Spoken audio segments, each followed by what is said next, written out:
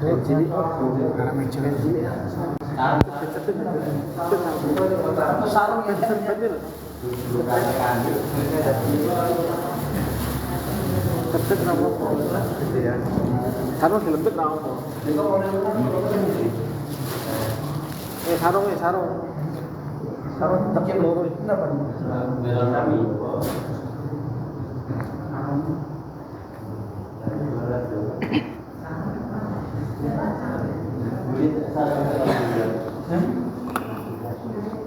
Ini mawon. Jadi kondisi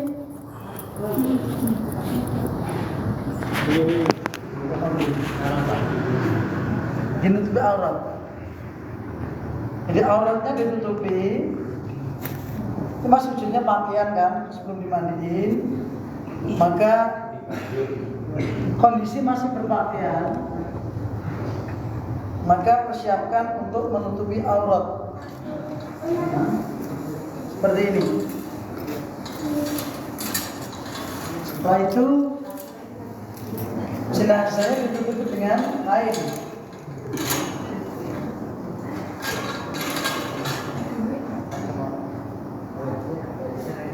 Oh, ini foto ini. Ini tertutup. Kalau sudah siap mau dimandiin, tempatnya disiapkan, diusahakan tempat itu tertutup. Tertutup, tidak boleh seorang pun melihat.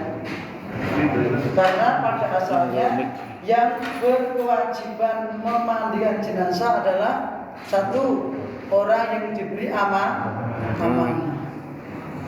Karena kondisi mayat itu beda-beda, mungkin ada luka atau apa, sehingga yang dikasih amanah itu bisa menyembunyikan aib atau kekurangan si mayat. Itu tujuannya.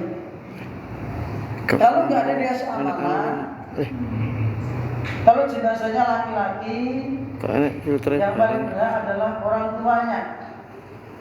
Ya? Orang tua, anaknya, ya, laki-laki dengan laki-laki. Perempuan juga demikian.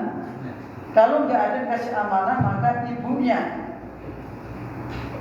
nanti anak perempuannya memandikan. Kalau tidak ada, maka kembali kepada yaitu kaum muslimin. Laki-laki senerbusi laki-laki, perempuan yang memandikan perempuan. Ya seperti umumnya dulu campur tapi memuroyok gitu, maka itu tidak benar. Nah, perempuan, laki-laki, terutama yang jadi tim, yaitu yang biasa memandikan jenazah. Itu di antara poin-poin penting yang kemarin kita sampaikan. Tempatnya tertutup, jangan dibuka di halayak ramai. Sebab nanti semua bisa melihat itu, mayitnya kan. Akhirnya jadi baru ngomong. Maka diusahakan memiliki alat atau apa sarana untuk memandikan. Kalau seandainya dimandikan di tanah, tapi tertutup. Atau pilih tempat yang tertutup. Kalau di rumah sakit ada kamar khusus untuk memandikan. Ya. Setelah siap semuanya, siapkan ember-embernya, ya. Kemarin kita sampaikan yaitu ember untuk air kapur barus, kemudian ember atau baskom untuk daun bidara, ya. Yang mana air kapur barus ini untuk nyiram terakhir, biar jasadnya itu anyep, ya, anyep tidak ada bau, itu di antaranya. Dan boleh pakai selang. Maka sebelum dimandiin, pakaian yang melekat di tubuhnya dilukari, dibuka. Kalau kesulitan biasanya digunting toh. Ya. Dalam kondisi maka sudah tertutup auratnya, maka ini diambil kainnya.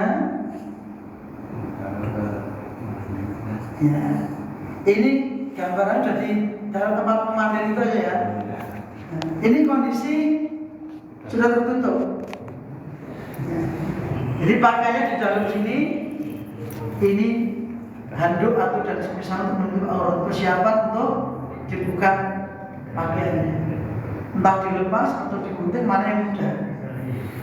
Setelah digunting kondisi seperti ini kondisi berikutnya sudah kondisi terbuka, pakaian sudah tidak ada, tapi aurat masih tertutup, terus tertutup, sehingga aurat itu walaupun yang mandi tidak melihat, kecuali suami istri. Suami boleh memandikan istrinya, istri boleh memandikan suaminya, ya, boleh. Nek kuat, biasanya kan dompetnya kuat, tapi nek pun kuat tetap besar piye meneh jadi wis mati yo, gitu, diikhlas. Sudah siap semuanya, maka petugas yang memandikan yaitu mewudui kondisi mayit, mulai dari telapak tangan seperti wudunya orang musuh sunnah. Telapak tangan, kemudian tadi saya lupa membawa kaos tangan. Tetap siapa tapi lupa. Jadi yang memandikan ini kalau bisa kondisinya komplit dengan pakaian apa namanya? APD. APD. Biasa kita pakai baju plastik, kepala ditutupin, pakai masker, pakai sarung tangan, pakai yaitu sepatu boot, itu kompletannya. Terus setelah itu kalau karena mayit nggak bisa kumur sendiri, tangan yang memandikan sudah pakai kaos tangan atau semacam dikasih air untuk membersihkan mulut dan hidung. Gini aja, nggak usah digocok kalau banyak. Ya. Ya. Ini mulut sama hidung dibersihin gitu aja, ya. Dengan jari yang sudah dilapisi kain. Tapi sebelum tadi lupa, sebelum dimandiin, ini memang ini diangkat dulu. Seperti ini. Karena nggak bisa tekuk, nah orang bisa tekuk. Ya. Intinya ini ditekuk sampai seperti mau duduk. Apa tujuannya? Ini biar keluar ini, ya. Seperti ini. Kotoran biar keluar. Entah itu air ataupun kotoran biar keluar sambil nanti disemprot dengan selang. Yang selang biar bersih. Kalau pakai gayung biasanya kurang bersih dengan selang. Kalau sudah kembali ke awal tadi ada kelupaan. Jadi wudu, telapak tangan, kemudian mulut sama hidung dengan jari dibersihin. Setelah itu seperti biasa muka, terus tangan kanan, tangan kiri. Setelah itu rambut, telinga, terus kemudian kaki. Setelah selesai diwuduin, baru dimandikan. Mulai dari mana kemarin? Kanan. Sebelah kanan dulu. Sebelah kanan. Kanan depan disiram dari atas ke bawah. Mulai sambil dimandikan. dikosok pelan-pelan. Ya. Dari kanan terus, depan gosok dari pelan-pelan, bawah. siramkan airnya Dan di bagian digosok. atas. Setelah itu dikirimkan ke kiri. Dimiringkan ke kiri. Disiram sambil disiram. Sambil disiram. Tangan kanan nyiram pakai gayung atau pakai selang, monggo. Sebelah kanan, terus sampai ke bawah, gosokin. Kemudian bagian punggung belakang, ya. Iya. Jadi sebelah kanan selesaikan dulu, baru kemudian kembali lagi. Jangan gayung itu air, tapi betul apa? Atau istilahnya seperti bisa bayangkan aja ya. Kemudian setelah itu sebelah kiri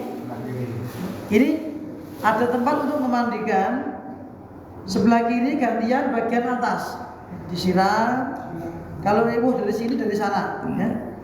Dari atas ke bawah sudah bersih, digosok pelan-pelan, jangan keras-keras, ya.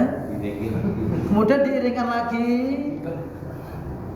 sebelah kiri, terus ke bawah, baru belakang, sudah bersih semua, rata semuanya, ya rata semuanya, maka bisa diulangi sekali atau 2 kali lagi, tergantung kebutuhan, ya, tergantung kebutuhan. Rambutnya pakai daun bidara, kalau tidak ada bisa pakai sampo, ya.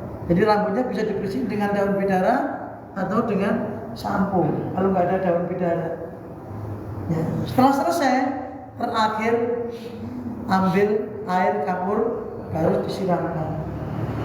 Untuk apa tujuannya? Biar badannya itu anyep dan tidak bau. Paham niki?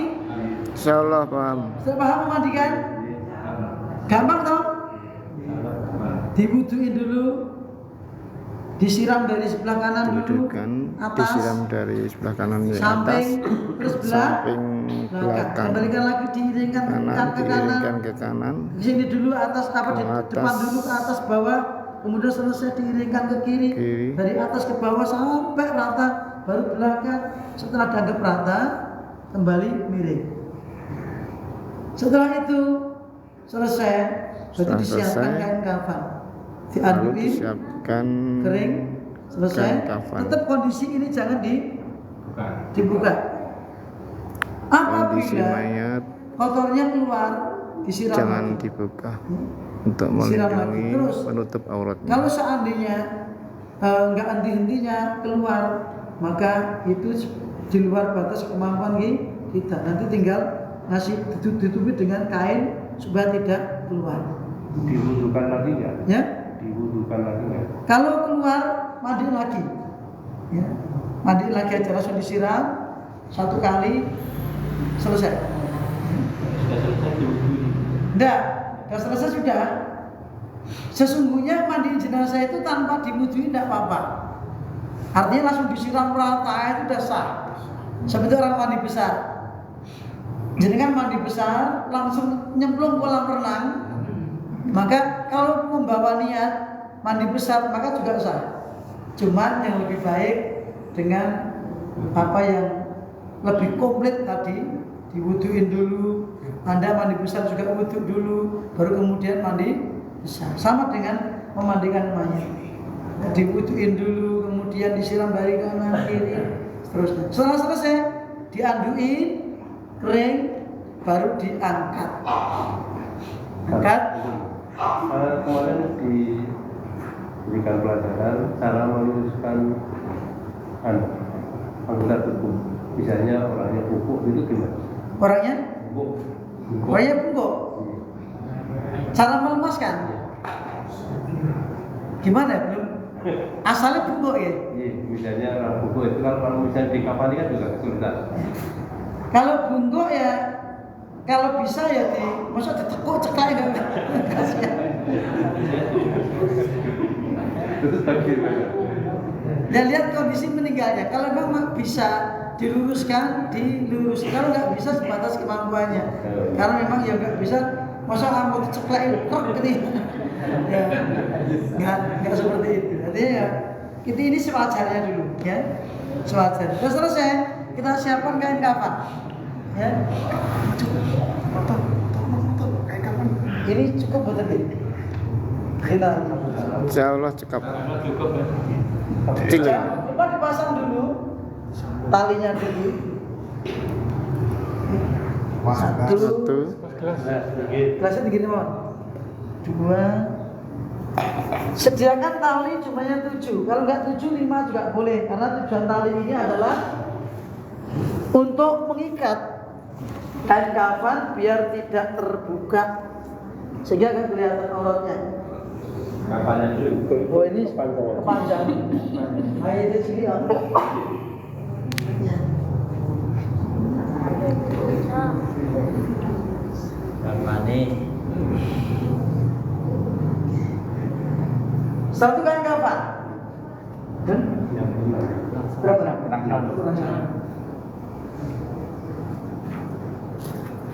Jadi tali 7 ini tidak harus bisa 5, bisa 6. Karena tujuannya untuk mengikat kain kafan biar nggak terbuka.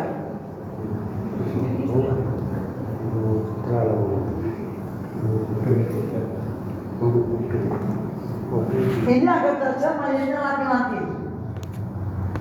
Kalau perempuan itu pakai diberikan kerudung, yaitu dipotong semacam segitiga juga boleh, atau kotak dibikin segitiga untuk menutupi kepalanya. Kemudian yang satu helai untuk jubah ini dari lubang tengah. Bingung. Ya, kalau jubah ini di lubang tengah. Ya. Nah, ini sudah ada. Ini bibun ya? Kemarin? Ya, seperti ini. Ya. Ini biar untuk masukkan kepala. Ini bikin jubah. Terus kemudian bawahnya sarung. Sarungnya juga kain kapan, cuma untuk ngikutin aja. Jadi kerudung, jubah, bahkan dari kain kapan yang dilubangin kayak gini hanya untuk memasukkan kepala. Ya. Terus yang bawah sarung juga dari kain kapan untuk bikin sarung bagi perempuan. Kalau laki-laki nggak perlu. Laki-laki cukup 3 helai, insya Allah sudah cukup.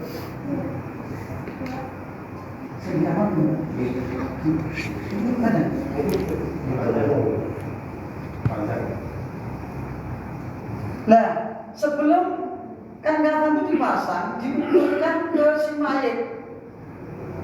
Diukurkan si mayit. Dilebihin ke atas itu sekitar setengah meter. Ya, ke bawah juga setengah meter, kurang lebih. Jadi misalnya gini, pakai keluar kirimi ini diukurkan Tentang dulu. TikTok yuk. Jangan sampai ngepres. Gini kelas belum ini. Ya ini ngepres. Ini ngepres. Karena nanti tujuannya apa? Untuk ikat gini supaya bisa tetap di sini. Maka dilebihkan sekitar setengah meter. Kalau bawah agak pendek nggak apa-apa, cuma kepala agak panjang. Karena dikurangi, ditambahin dengan ini kepala. Nanti kalau bisa ketika tekuk talinya di leher gini. Jadi nggak kayak pocong. Oh. Ini contohnya. Ada lagi ada nggak?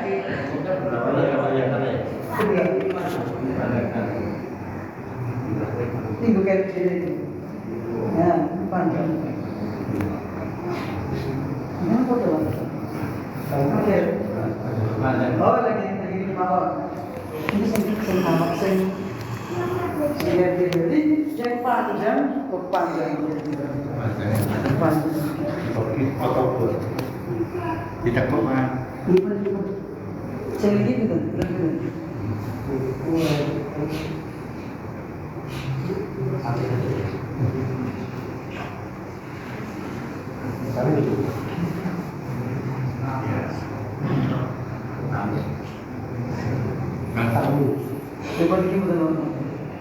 Intinya 3 helai ini talinya di bawah, terus kemudian baru dijereng.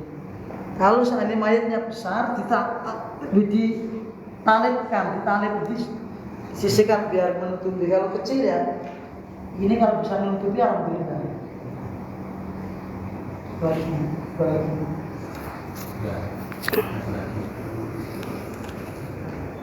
Coba jaring.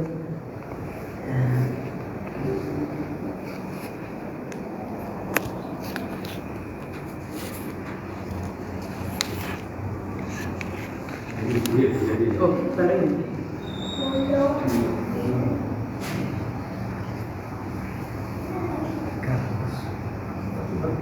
Super. Ada ini. Begitu praktek ya sebentar. Panjang. Iya sebenarnya.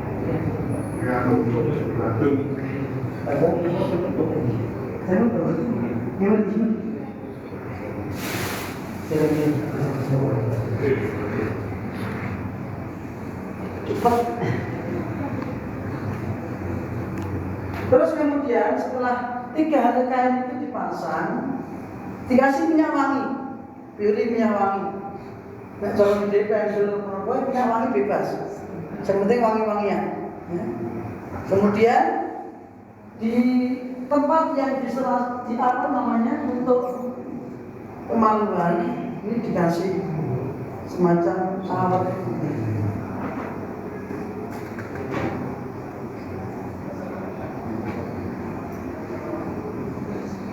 Nah,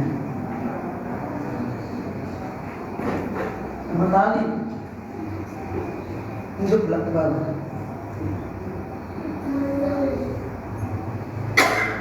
Ini nanti untuk jadi sarungnya.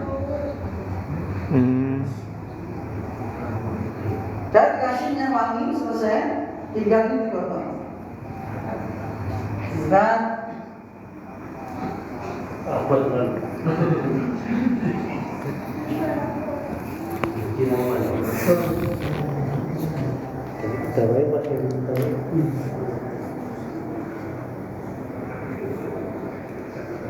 Nah, ini sebelum ini diambil, maka diusahakan nanti ketika diambil kondisi tertutup.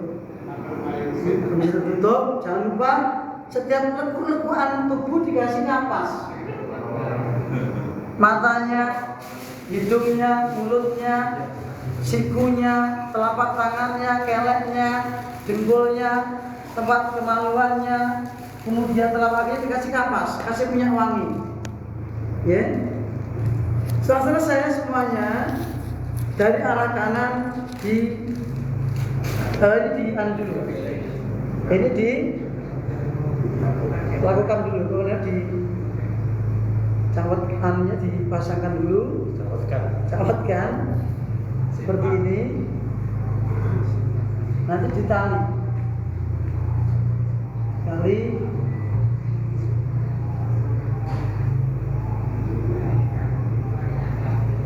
Kalau tidak apa-apa sebelumnya. Ini hanya untuk menutup. Kemudian setelah itu kain yang kanan ditutupkan. untuk jabatannya tidak dibuang? Nah, nanti. Ini dirapatkan. Ya dirapatkan. Terus kemudian yang kiri. Ya. Kalau sudah tertutup, baru ditarik. Tarik dari atas. Ya, sudah tertutup kan?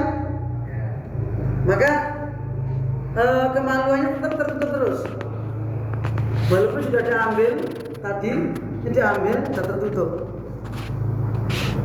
Seperti ini sudah. Kemudian kain yang kedua.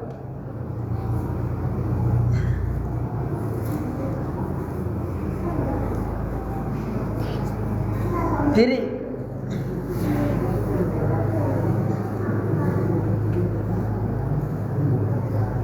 Terakhir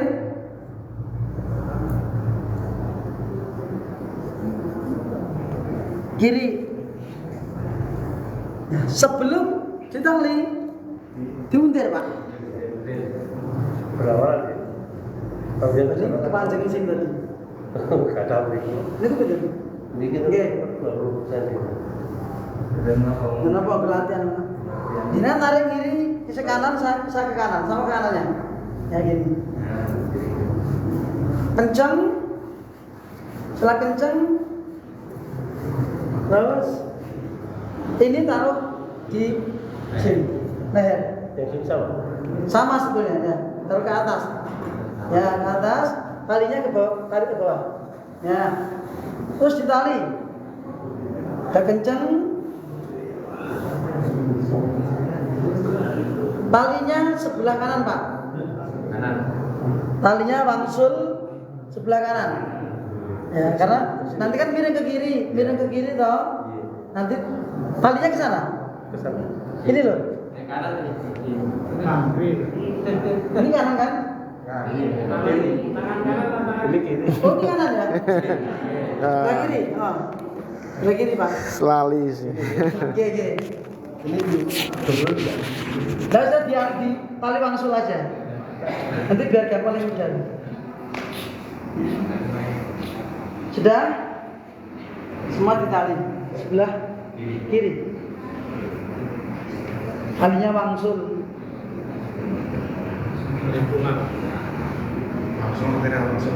Wangsul ini mulai.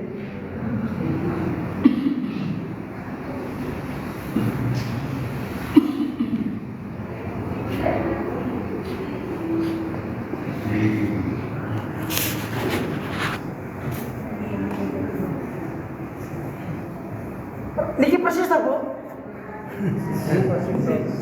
Balik ya apa? Tangannya itu bersih Pak. Tangannya Kayaknya tangannya gede di atas. Ini sekakep. Soalnya si praktek pun butuh gelem.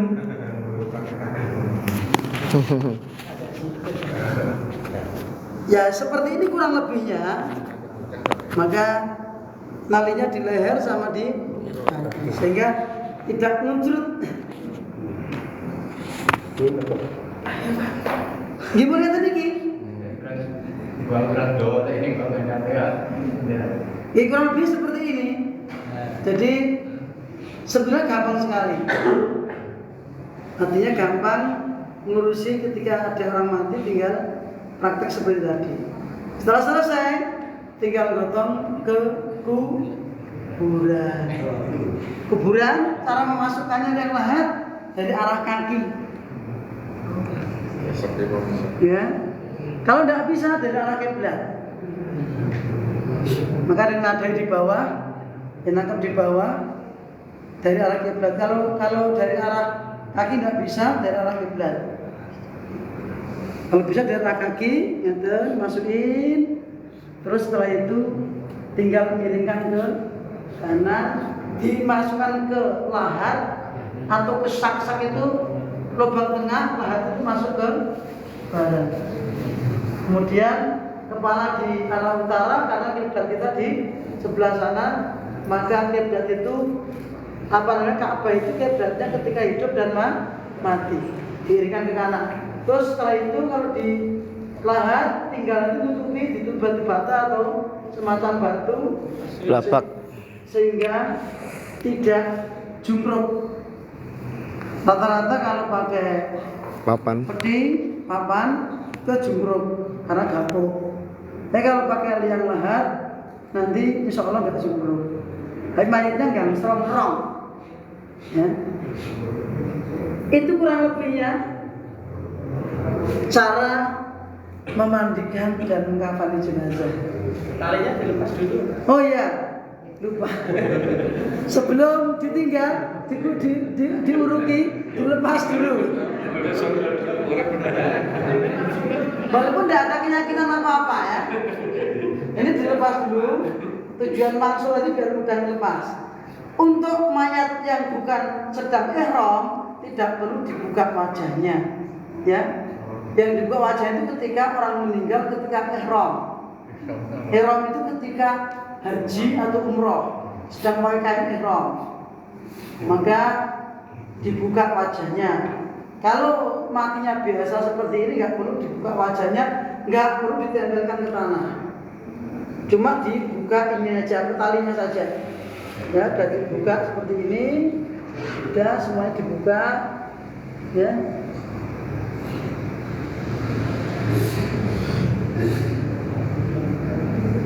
Maka tujuannya tali maksud biar mudah membukanya. Dan tidak ada keyakinan khusus. Pun ada dibuka, udah dicong culi. Ya. Sudah selesai, tinggal sebelum ditimbuli dengan tanah, para pelayat atau pengantar jenazah disunahkan untuk Lempar. nyirami tanah sebanyak 3 kali. Ya. Dan jangan lupa tadi ketika masukin jenazah, yang memasukkan jenazah mengucapkan Bismillahi wa ala millati Rasulillah. Bismillah wa ala millati Rasulillah. Ya, masukkan ke liang lahat, terus ditutupi batu bata atau semacam batu. Ya. Kemudian baru ditimbun dengan tanah. Setelah selesai, kuburan sebaiknya jangan melebihi 1 jengkal. Terus kemudian di atas dikasih kerikil-kerikil, di kepala dikasih batu, ya, dan jangan disemen. Karena Nabi melarang nahan Nabi sallallahu alaihi wasallam an yujasal qabru wa yuqada alaihi wa yubna alaihi. Nabi melarang kuburan itu disemen dan dibangun. Itu asalnya. Jadi cukup dengan mungkin ditandai dengan dikelilingi batu seperti yang ada di kota Madinah atau di Mekah, maka nggak ada yang dibangun. Itu kuburan yang bagusnya seperti itu. Karena kalau dibangun ya iman-iman duitnya. Sana kuburan raja nggak ada yang dibangun, kuburan ulama nggak ada yang dibangun. Jadi memang tanah cuma dikelilingi batu-bata atau semacam batu. Di atas dikasih batu untuk menandai kalau itu kuburan. Terus di atas dikasih kerikil. Ya seperti itu. Kemudian yang setelah selesai dikubur, nanti ada sedikit tausiah di kuburan sebelum ditinggalkan, maka masing-masing mendoakan untuk yang dikubur. Ya, ketika Nabi dulu pernah memerintahkan istaghfiru li akhikum was'alu lahu tasbita.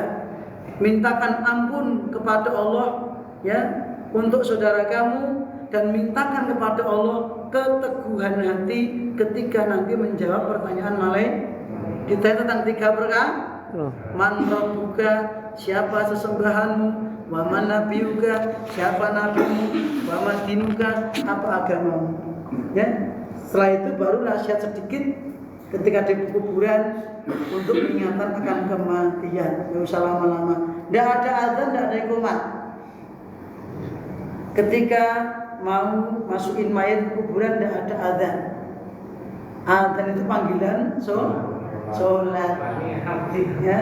Jadi ketika memberangkatkan mayat atau memasukkan ke kuburan tidak ada syariat azan ketika memberangkatkan atau ketika mengubur jenazah. Adanya cuma nasihat singkat. Ketika di kuburan untuk jamaah biar semuanya ingat akan kematian. Wa'aksiru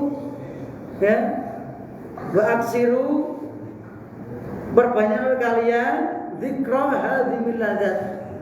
Ingat akan perkara yang menghancurkan kelezatan itu mati. Ya, bahwa kita semua akan mengalami yang namanya mati. Kullu nafsin dha'iqatul maut. Demikian Bapak Ibu, ada pertanyaan? Kalau mayat itu sebelum dimandiin keluar darah terus gimana darah? Berdarah terus? Ya. Ya kalau keluar darah terus ya ditutupi dengan kain atau semacamnya. Kalau nggak bisa berhenti ya bukan kekuasaan kita. Karena kita sudah berusaha untuk membersihkan dan juga mungkin ditutupi dengan semacam kain ya, atau Atas. ya itu dia bukan kekuasaan kita lah. Karena seperti seorang mujahid yang di medan peperangan, mereka nggak dikafani, darahnya mengalir terus, kadang itu berlumuran darah. Tapi karena itu bukan kekuasaan kita, sudah berusaha kayak kotoran tadi. Kalau seandainya masih keluar terus, ya kita cuma menutupi dengan sesuatu yang bisa menutupinya. Sebatas kemampuan kita. Fattaqullaha mastata'tum. Ada lagi? Itu waktu mematikan pertama apa tidak doanya bukan? Lalu yang kedua satu karena tidak banyak kawan kamu pakainya air panas itu maksudnya apa? Ya. Jadi apakah ada doa khusus ketika memandikan? Tidak ada. Cuma kita baca ketika memulai perbuatan yang baik, bismillah gitu aja. Nggak ada doa khusus. Yang kedua, pakai air panas boleh enggak? Ketika dibutuhkan boleh. Ketika si mayat ada semacam kotoran yang sulit dibersihin, maka boleh pakai air hangat. Ya. Nah, panas yang dirujuk itu kepanasan. Jadi intinya pakai air yang hangat untuk membersihkan sesuatu yang menempel pada si mayat apabila sulit dengan air yang dingin. Karena kalau di tamu mungkin airnya dingin. Mungkin air dingin itu sulit untuk membersihkan tempat bolong dan semisalnya. Maka pakai air hangat kalau dibutuhkan tidak apa-apa. Ya, boleh. Itu di antara tujuannya, Pak. Gak ada kekhususan. Ya. Ada lagi, Pak. Ustaz. Aku pernah tahu tuh banyak dari Jakarta bahwa setelah darahnya dikasih kopi banyak sekali itu gimana kan? Najis atau tidak? Atau Kopi? Ya. Kopi bukan najis, enggak najis. Kopi itu tuh menghilangkan bau anyir. Jadi ketika kopi itu biar menghilangkan bau anyir, sehingga bau kopi itu untuk menutupi bau-bau tadi. Berarti nggak nyalain ya? Boleh itu? Ya itu semacam boleh karena hanya untuk menghilangkan bau air saja. Ya, itu tujuannya. Bukan untuk yang macam-macam. Ada pertanyaan ibu? J. Kalau perempuan sesungguhnya 3 lembar cukup sebetulnya. Jadi sebenarnya asalnya tidak ada bedanya antara mayat laki-laki dan perempuan. Tapi di antara ulama membolehkan ketika perempuan itu satu kain untuk kerudung, untuk menutupi kepala. 2, satu kain untuk bikin jubah kayak tadi dirubah di tengah, nggak usah dijahit, ya. Kemudian satu kain lagi untuk sarung. Setelah itu baru 2 helai kain, intinya sama. Yang dibutuhkan adalah 3 helai kain. Karena tidak boleh berlebihan ketika menggunakan kain kafan. Tidak boleh mubazir. Kenapa? Karena juga mau busuk, mau rusak kan itu. Maka apabila 3 sudah cukup, maka cukup 3. Ketika perempuan tadi pakai kerudung, pakai jubah, gamis atau pakai sarung, memang agar bisa lebih menutupi. Sehingga intinya sama, yang dibutuhkan 3 helai kain lembar. Apa namanya? 3 helai mori, ya. Dan juga boleh kalau nggak ada mori, kain yang lainnya seperti sarung, ya, jari, boleh selama itu bersih. Karena nggak ada kain putih. Tapi yang paling baik adalah kain yang berwarna putih. Itu. Nggak harus. Jadi orang yang meninggal dalam kondisi ihram tidak harus dikafan dengan kain ihram. Dan juga tidak ada keutamaan ketika orang meninggal dunia kain ihramnya disimpan untuk nanti bungkus ketika mati. Tidak ada keutamaan. Ya. Orang yang meninggal dunia dikafani dengan kain yang bersih. Tidak ada keutamaan dengan menggunakan kain ihram. Ya, kadang khawatir ada keyakinan nanti ketika dengan kain ihram lebih utama. Ya, tidak ada keutamaan. Ya, tidak ada kekhususan. Jadi tidak perlu disimpan untuk nanti sebagai kain kafan, tidak perlu. Ya.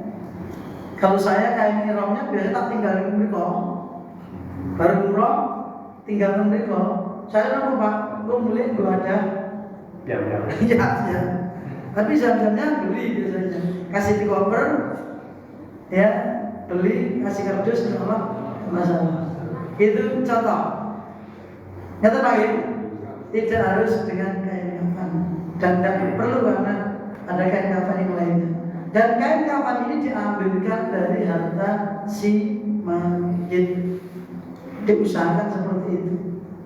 Tetapi kalau ada orang misalnya ngasih juga nggak apa-apa, masalah. Ada lagi pertanyaan? Saya pernah lihat di perjalanan di Mekah itu ada jemaah haji yang banyak 15 orang, habis disolatkan itu langsung semua diikut, jadi pakaiannya masih pakaian biasa itu dibawa kemana, ke kubur atau masih dimandikan itu bisa? Otomatis dimandikan dulu Pak. Jadi dibawa ke tempat khusus untuk merawat jenazah.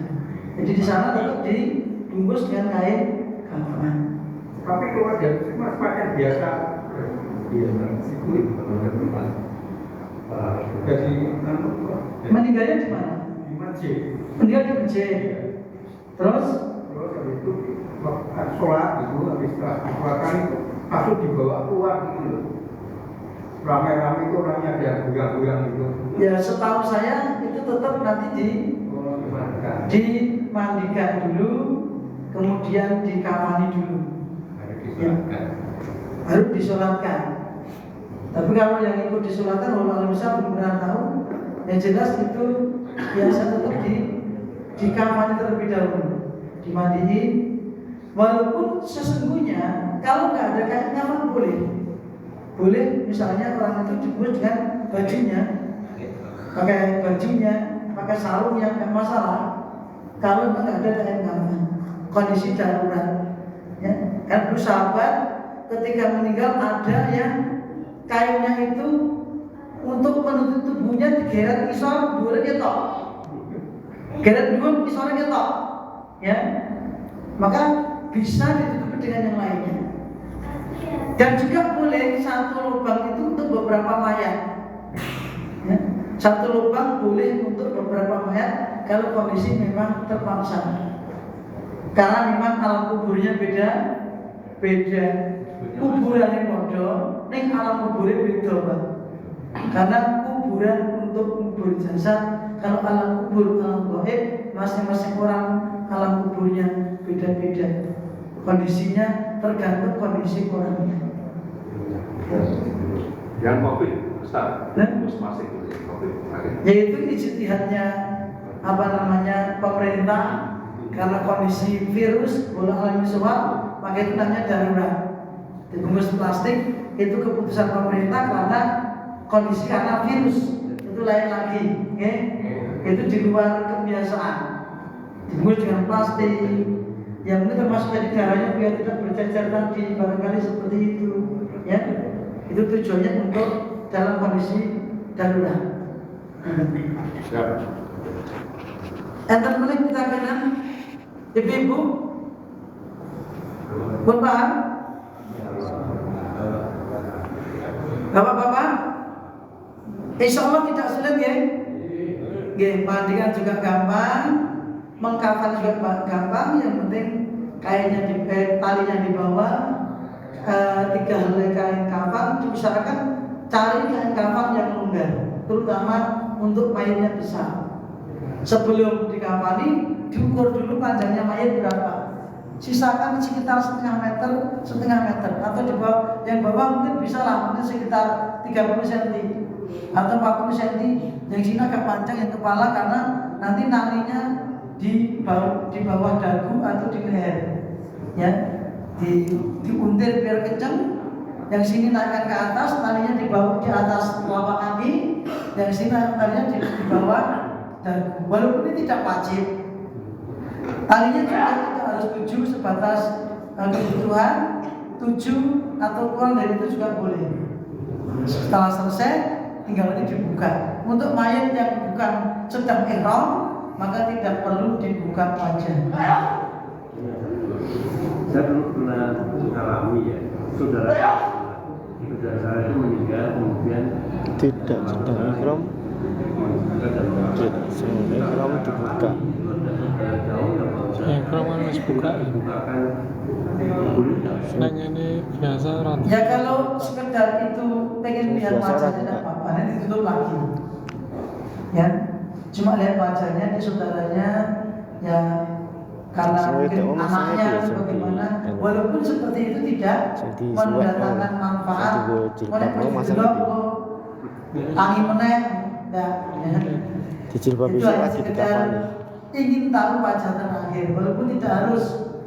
Dikotakan. Juga tidak dilarang selama itu adalah kerabatnya, mungkin anaknya atau orang tuanya, ya selama masih mahramnya tidak mengapa. Kalau selain itu tidak perlu, artinya orang lain yang bukan apa-apanya ingin lihat wajah tidak perlu, karena sudah selesai di kafani, tinggal persiapan berangkat ke Makkah. Dan sesungguhnya yang lebih baik adalah dipercepat. Nggak usah menunggu keluarga yang jauh, karena nggak tahu samanya kapan. Ya, itu yang lebih baik. Jangan diinepkan. Karena Kanjeng Nabi paling menghentikan asri'u bil janazah. Percepatlah dalam mengurusi jenazah. Itu ya, suruh dipercepat.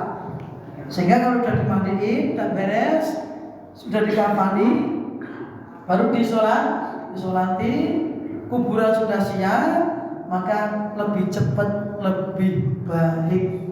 Kalau bisa jangan diinapkan kalau tidak ada hal-hal yang memang perlu ditunda. Seperti kalau malam hari, ya, karena yang duduk kuburan ada. Sesungguhnya mengubur di malam hari tidak masalah selama ada kemudahan. Ya, selama ada kemudahan dikubur malam hari tidak apa-apa. Udah siap, langsung aja, oke berangkat. Kalau ada tidak menyulitkan orang lain. Tapi kalau menyulitkan orang lain yang duduk juga tidak ada, belum siap, maka boleh ditunda besok. Atau mungkin hujan deras, gitu ya, maka bisa ditunda besok tunggu tenang. Intinya selama tidak menyulitkan orang lain, maka boleh dikubur di malam hari. Demikian Bapak Ibu, karena kita sudah Tanya lagi. Mau berangkat itu ada upacara penyekaran segala itu gimana hukumnya? Intinya untuk masalah jenazah seperti yang saya sampaikan tadi, tidak ada acara macam-macam, ya, selesai disolati, termasuk di dalam ada doa kan, dan selesai tinggal diberangkatkan. Tidak ada acara tambahan-tambahan, itu hanya acara tambahan-tambahan yang mungkin diacarani, ya, untuk mungkin barangkali gini, diantaranya disampaikan untuk jamaah yang mungkin punya utang, atau dia mayatnya punya utang, nanti untuk berhubungan dengan ahli warisnya. Sebatas itu insya Allah tidak masalah, ya. Tapi kalau acara-acara lain yang nggak disyariatkan, sebaiknya jangan dilakukan. Itulah mudahnya rumah jenazah di dalam Islam, gitu. Sehingga tidak banyak biaya yang dikeluarin, cukup apa yang dibutuhkan, kain kafan dan seterusnya. Setelah siap kuburan tinggal dikuburkan. Ya. Loh kok mayat kubur kucing tuh Mas? Enggak.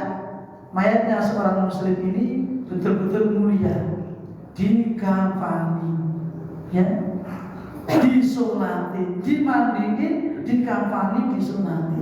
Kalau hewan tidak perlu, kucing nggak perlu dikafani. Itu Pak, anak kucing ada dikafani barang, tidak perlu. Yang perlu dikafani adalah seorang muslim, dimandiin, dikafani, disolati, dikuburkan tempat kuburan umum. Itu termasuk memuliakan jenazah. Tadi apa? Mau tanya tadi kan yang perempuan pakai jilbab itu caranya bagaimana? Apa dipakaikan jilbab kemudian dikafani? Jadi jilbab itu bisa kain Pak. Iya. Nah ini seperti ini. Ini jilbabnya. Ibu tahu cara pakai kerudungnya kan? Gitu. Yeah. Jadi Oh gitu. Intinya untuk menutupi rambut. Oh iya. Ya. Untuk menutupi rambutnya, biar menutupi rambutnya. Ya. Ini ya pokoknya anulah. Bagaimana biar tertutup, ya? Seperti ini juga bisa, boleh. Yang penting tertutup. Nah, bisa sama saja, ini hanya praktek. Maksudnya saya pakai baju itu. Ini yang pertanyaan kerudung tadi Pak. Sekalian bajunya ini ya. untuk menutupi rambut. Ya kalau bajunya tinggal pakai aja. Oh iya. Jadi Pak, tanggulnya. Tapi ini Totalitas sih. ya ini formalitas saja. Jadi ini cuma untuk memasukkan kepala, gitu. Dan tidak pakai lengan apa-apa. Okay. Ini sebagai gamis. Kalau perempuan, yang bawah tinggal kain sarung di telakupke sudah cukup, ya. Tinggal nanti tambah kain dua, bungkuskan dari kanan kiri, tinggal kanan. Enten. Gapel tuh ya? Ada pertanyaan lagi? Assalamualaikum warahmatullahi wabarakatuh. Salam. kebiasaan di masyarakat itu bila ada takziah itu kan dikasih baskop, terus istilahnya telur baju. Itu kadang kalau sudah selesai kan dihitung, terus dari pihak keluarga kan untuk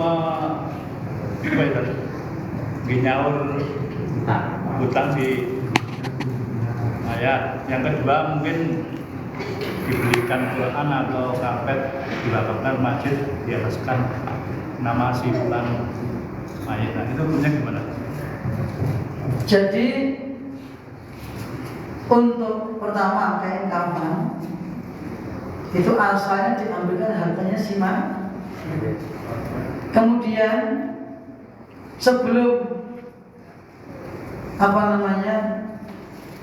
dikuburkan, kalau bisa diselesaikan utangnya terlebih dahulu, diambil dari harta si mayit, ya.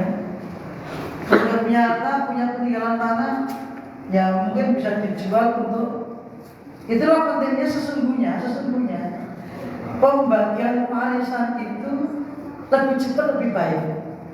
Kadang kalau orang kita kan mayat teruang kok, itu sesungguhnya kaitan dengan harta si mayat tadi. Sehingga setelah dikurangi untuk beli kain kafan, nyaur utang, baru kemudian pembagian warisan. Artinya kalau nggak punya harta itu bisa dijual dari situ, baru dibagi warisan. Ya. Jadi untuk nyaur utang itu dari harta si mayit.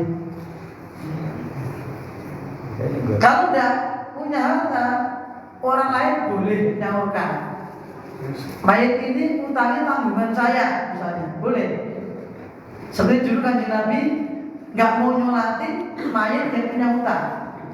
Tapi setelah ada sahabat yang ya Rasulullah saya menanggung, dia baru mau nyolatin. Itu diantara perkara yang berkaitan dengan si mayit. Ngerti? Iya. Boleh Sabun jam sama.